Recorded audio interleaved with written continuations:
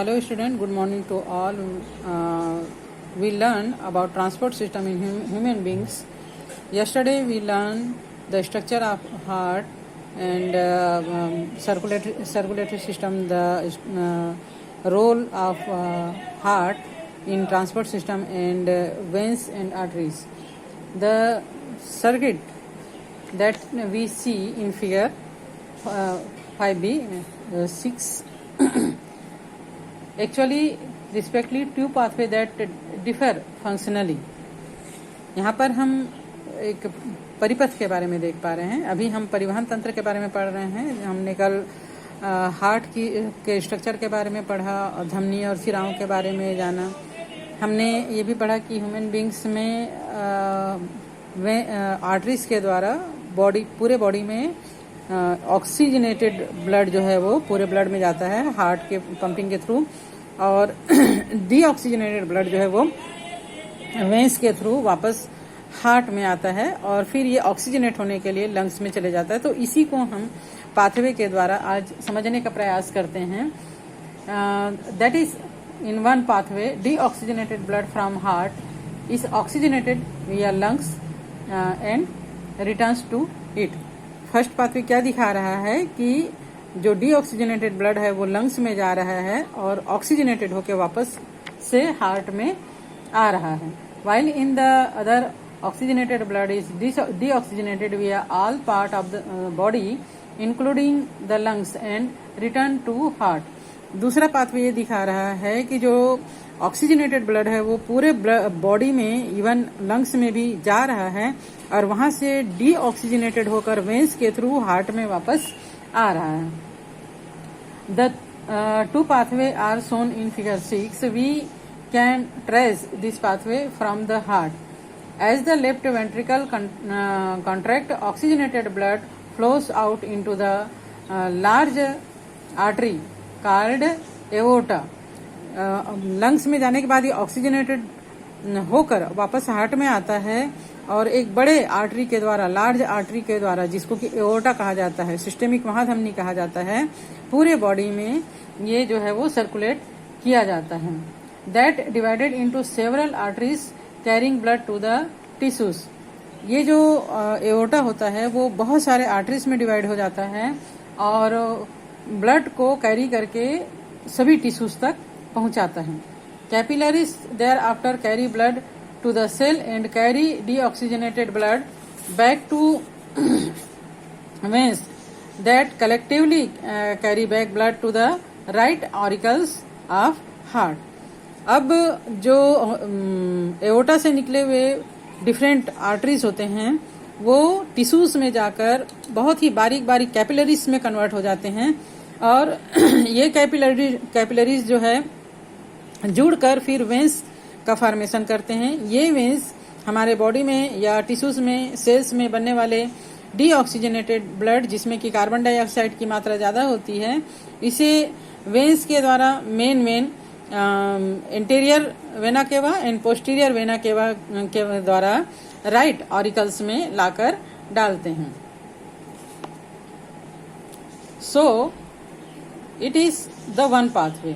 The other start with construction of right ventricle as deoxygenated blood flows out through pulmonary arteries to the lungs.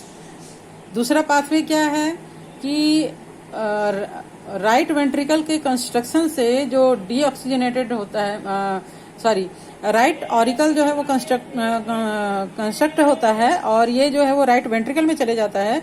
Right ventricle के construction से ये जो है वो pulmonary veins के द्वारा लंग्स में भेज दिया जाता है. There arteries and capillaries carry blood to sides of gases exchange from where oxygenated blood is return via capillaries to veins to the pulmonary veins that carry blood to the left auricle of heart. और ये capillary के through यहाँ पर oxygenated होता है. इसमें से carbon dioxide को निकाल दिया जाता है जिसको हम रेस्पिरेशन के द्वारा एटमॉस्फेयर में या वातावरण में बाहर निकाल देते हैं और एटमॉस्फेयर या वातावरण से जो हम ऑक्सीजन रेस्पिरेशन के द्वारा लेते हैं उसे कैपिलरी के थ्रू इस ब्लड में डाल दिया जाता है. अब ये ब्लड जो है वो ऑक्सीजनेटेड हो जाता है देन ये ब्लड जो है वो पल्मोनरी आर्टरी के द्वारा लेफ्ट ऑरिकल में ला लिया जाता है। ये जो है वो सेकंड पाथवे होता है। डज ऑक्सीजनेटेड और deoxygenated blood usually flow through our veins? क्या हमारे वेंस में ऑक्सीजनेटेड और डीऑक्सीजनेटेड दोनों ब्लड पास आउट होते हैं? Yes, may be. हमारा जो ब्लड होता है वेंस में ना तो पूरी तरह डीऑक्सीजनेटेड होता है, ना ही पूरी तरह ऑक्सीजनेटेड होता है। और अगर ऐसे हम देखें तो बॉडी के थ्रू जितने भी ब्लड लाया जाता है वेंस के द्वारा वो उसमें डीऑक्सीजनेटेड होता है, लेकिन जो पल्मोनरी वेन है जो लंग्स में जाता है उसमें लंग्स से हार्ट में लाया जाता है ब्लड, उसमें ऑक्सीजनेटेड ब्लड होता है। When do not always carry deoxygenated blood. Do you agree to this statement? Yes, we agree, and we are described it also. The construction of ventricles create a pressure that maintain blood flow in the arteries. अब यहाँ पर ventricles में जो construction होता है उसमें एक pressure होता है, उसके थ्रू ब्लड जो है वो आर्टरी में फ्लो होता है। There is hardly any pressure in the veins, जबकि वेंस में इस प्रकार का कोई भी प्रेशर नहीं होता। बॉडी से ये धीरे धीरे डीऑक्सीजनेटेड ब्लड को लाता है। We had studied that the valves in veins arrest back flow of blood. हमने वेंस में ब्लड के बैक फ्लो को रोकने के लिए वॉल्स होते हैं, कपाट होते हैं, इसके बारे में भी पढ़ा। This along with construction and relaxation of muscles around veins maintain blood flow in them. तो इस प्रकार आर्टरीज में और वेंस में ब्लड जो है वो आर्टरीज में हार्ट के कंस्ट्रक्शन से, स्पेशली वेंट्रिकल के कंस्ट्रक्शन से ब्लड फ्लो होता है, जबकि वेंस में बॉडी के जो मसल्स में कंस्ट्रक्शन होता है उसके थ्रू ब्लड का फ्लो जो है वो होता है। Do you know the pressure on the wall of the ventricle when they contract and when they relax are represented by the value 120 and 80 respectively as normal blood pressure. हमारे ventricle के construction से arteries में जो blood का flow होता है वो उसको मेजर किया जाए तो उसकी वैल्यू 120 और 80 होता है। जब इस आर्टरीज में ब्लड फ्लो होते रहता है तो इसका जो प्रेशर होता है 120 mmHg के बराबर होता है, और जब ये एम्प्टी होता है तो पूरी तरह एम्प्टी नहीं होता, इसमें थोड़ा सा ब्लड रहता है, तब इसका जो वैल्यू है वो 80 mmHg के बराबर होता है। इसे ही ब्लड प्रेशर कहा जाता है। The sound of heartbeat और sound of closing of valve between arterioles and ventricles and those between the ventricles and blood vessels as the ventricles construct and relax respectively. Heart में जो heart beat होता है, जो लब dub का sound heart में होता है, स्टेथोस्कोप के द्वारा डॉक्टर लोग हार्ट के पास रखकर इसका साउंड सुनते हैं, है ना। ये जो साउंड है वो लब डब होता है। तो ये साउंड क्यों होता है? इसमें जो वाल्व पाए जाते हैं arteries and auricles and ventricles के बीच में जो वाल्व होता है उसके बंद होने से, और जो पल्मोनरी एओर्टा और सिस्टेमिक एओर्टा होता है उसके वाल्व के बंद होने से ये साउंड होता है। इसे ही हार्ट साउंड कहा जाता है। From where does blood flow into the right auricles? Right auricles में ब्लड कहाँ से आता है? पूरे बॉडी से, पूरे होल बॉडी से, upper part, lower part, right part, left part, सभी पार्ट से, बॉडी के पार्ट से ब्लड को राइट ऑरिकल में लाया जाता है। Where does blood go from right ventricle? Right ventricle का ब्लड कहाँ जाता है? लंग्स में जाता है ना। पल्मोनरी वेंस के द्वारा ये कहाँ जाता है?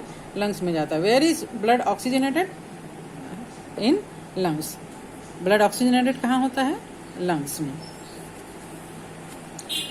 The division in aorta is such that the network formed carries blood nearly at the same ratio to all parts of our body as it flows out from the heart. We call this parallel system of flow as the arteries reach the organs simultaneously. series arrangement of arteries enhance resistance and slows down the rate of flow as blood pressure passes from one part to another. This facilitated the exchange of materials between blood and cells.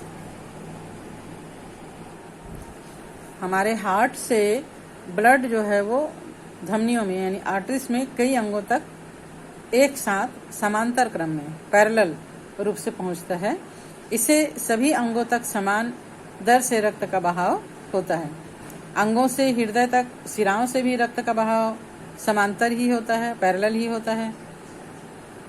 कुछ organs में और arteries और veins में धमनियों और सिराओं के बीच रक्त का बहाव श्रेणी क्रम में भी होता है। इससे रक्त के बहाव का जो रेसिस्टेंस होता है, प्रतिरोध होता है, वो ज़्यादा हो जाता है और बहाव की गति धीमी हो जाती है। ब्लड एक समान दर से कोशिकाओं तक नहीं पहुंचता और इसका जो फ्लो होता है, बहाव होता है, वो धीरे होने के कारण कोशिकाओं तक पदार्थ को पहुंचाने और उनसे जो वेस्टेज मटेरियल है, अपशिष्ट पदार्थ है, उसको इकट्ठा होने में मदद करता है। The flow of blood from intestine to liver and to heart is a series pathway. It is inevitable that there should be nutrients in the blood flowing into the liver. There are several such nutrients, the higher level of which would be fatal for the body. Some such substances like excess sugar and fat are removed from the blood in the liver. When their level falls, they are returned back to blood. Several toxins substances are also either removed or changed into a non-toxin substance in the liver. Most of these functions occur between cells of the liver and blood. हमारे digestive system से चलकर blood जो है वो liver में से जब गुजरता है तो वो श्रेणी क्रम में यानी पैरेलल होता है। इसके बाद ब्लड हमारे हार्ट में पहुंचता है तो डाइजेस्टिव जो डाइजेशन होता है उसके चलते ब्लड में ज़्यादा भोज्य पदार्थ या पोषक स्तर तत्व होता है। जो भी हम खाते हैं, प्रोटीन, विटामिन्स, मिनरल्स, फैट्स, है ना, ये सब कार्बोहाइड्रेट, ये सब होते हैं। इनमें से कई पदार्थ है, कई सब्सटेंस ऐसे होते हैं जिनकी मात्रा अगर ब्लड में ज़्यादा हो जाए तो ये हमारे बॉडी के लिए हानिकारक हो सकते हैं। ऐसे कुछ पदार्थ जैसे एक्स्ट्रा शुगर या शर्करा, है ना, फैट्स या वसा, ये सब ब्लड से अलग होकर लीवर में कलेक्ट कर लिए जाते हैं, संग्रहित हो जाते हैं।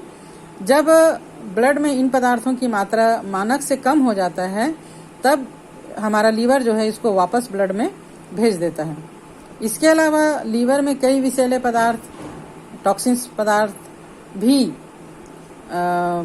हानि रहित पदार्थ में बदल जाते हैं और रक्त में इनका परिवहन होता है। इस प्रकार लीवर जो है वो हमारे द्वारा खाए गए जो भी एक्स्ट्रा पदार्थ है यानी कि टॉक्सिन्स हैं हमारे बॉडी के लिए, उसको फिल्टर करने का काम करता है।